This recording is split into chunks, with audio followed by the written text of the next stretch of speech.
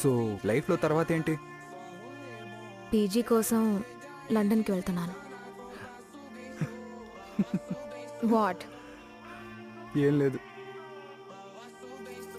ఈసారి నేను ఖచ్చితంగా లండన్కి వెళ్తున్నాను. ఎవ్వరూ నన్ను ఆపలేరు.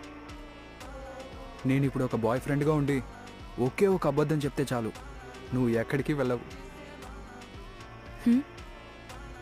నువ్వు వెళ్ళు, నేను వస్తాను నీకోసం సముద్రం దాటి.